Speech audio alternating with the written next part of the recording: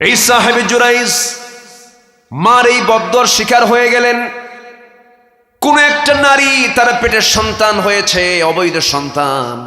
সেই সন্তানের পরিচয় যখন জানতে চাওয়া হলো, ওই মহিলাটা বলে ফেললো এই সন্তানের বাবা হলো ওই সাহেবে জুরাইজ, ওই আল্লাহওয়ালা লোকটা। সমস্ত লোকজন এসে তার দরবারটা ভেঙ্গে চুরমার করে দিল, তাকে রক্তাক্ত অবস্থায় ফেলে দিল। সাহেবে জুরাইজ বারবার বোঝাচ্ছে যে না, আমি অসৎ কর্মের সঙ্গে, জেনার সঙ্গে আমি সম্পৃক্ত নই।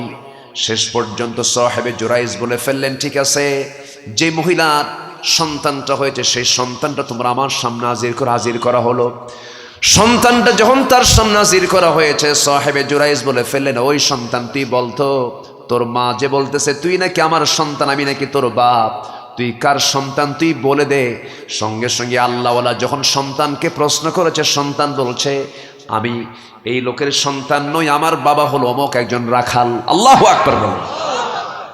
বড় একজন আল্লাহওয়ালা, আল্লাহ তাআলা তাকে এত বড় কাছের বান্দা বানিয়েছেন, কিন্তু মাটা এত বড় ফ্যাক্টর।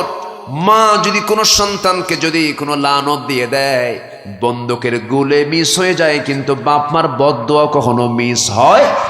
এই জন্য আমি সমস্ত বাপ মাদেরকে এই কথাও বলবো, শোনেন, ভুল করেও সন্তানকে কখনো লানত দিবেন না।